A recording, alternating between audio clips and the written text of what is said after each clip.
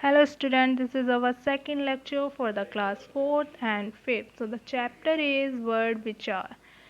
इस चैप्टर में हम वर्डमाला, वर्णों के भेद आदि के बारे में पढ़ेंगे. So the first topic is word किसे कहते हैं? भाषा की सबसे छोटी ध्वनि तथा ध्वनि के लिए संकेत को जिसके और टुकड़े न किए जा सकें उसे हम वर्ड कहते हैं या फिर इनको अक्षर भी बोला जाता है, जैसे अ, उ, क, ख, र आदि. सभी वर्ड मूल ध्वनियों से मिलकर बने होते हैं. इसी तरह सभी शब्द भी मूल ध्वनियों से मिलकर बने होते हैं. हम शब्द के टुकड़े कर सकते हैं लेकिन हम किसी भी मूल ध्वनि के टुकड़े नहीं कर सकते. जैसे रात शब्द में टोटल 4 मूल ध्वनियाँ होती हैं, जैसे रात, र के साथ आ की ध्वनि एंड त के साथ अ यानी छोटे आ की ध्वनि. ओके, नेक्स्ट इज वर्णमाला. किसी भाषा में प्रयुक्त होने वाले सभी वर्णों के क्रमबद्ध समूह को, क्रमबद्ध मीन एक लाइन में लगे हुए समूह को हम वर्णमाला कहते हैं. हिंदी वर्णमाला में कुल 52 यानी 52 वर्ड होते हैं. ओके, नेक्स्ट इज वर्णों के भेद. वर्णों को 3 भागों में बांटा गया है, यानी वर्णों के निम्न 3 भेद होते हैं. फर्स्ट है आपका स्वर, सेकंड है व्यंजन एंड थर्ड है आपका अयोगवाह. इसमें फर्स्ट है स्वर.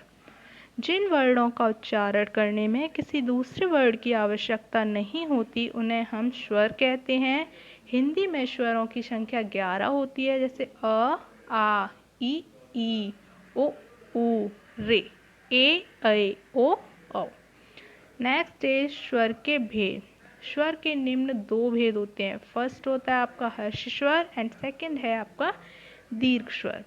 ओके, हर्ष स्वर का मतलब होता है छोटा और दीर्घ स्वर का मतलब होता है बड़ा.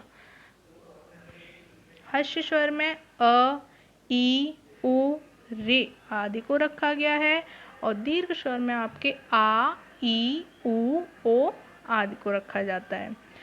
सेकंड भेद है आपका व्यंजन, लेकिन व्यंजन से पहले मैं आपको स्वर की मात्राओं के बारे में बताऊंगी. मात्रा किसे कहते हैं?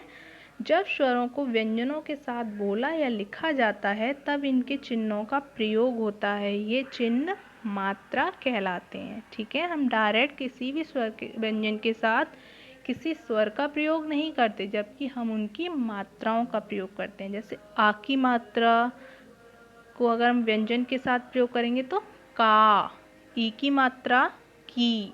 इसी तरह हम सभी मात्राओं का प्रयोग करते हैं. नेक्स्ट इज व्यंजन.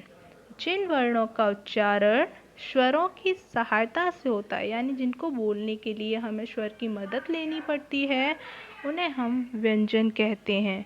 हिंदी में व्यंजनों की संख्या 33 यानी 33 होती है.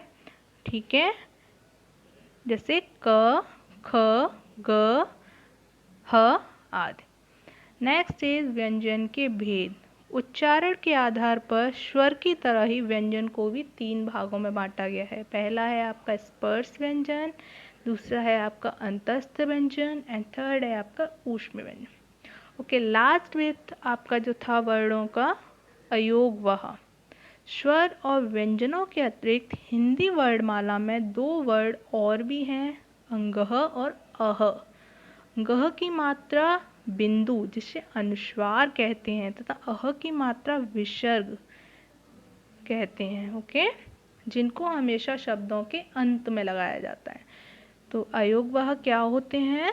स्वर तथा व्यंजन से भिन्न ध्वनि के कारण इनका किसी से योग नहीं होता है, इसलिए इन वर्णों को हम अयोगवाह कहते हैं. आई होप स्टूडेंट आपको वर्ड विचार चैप्टर के बारे में समझ आया होगा. So take care and stay safe. Thank you.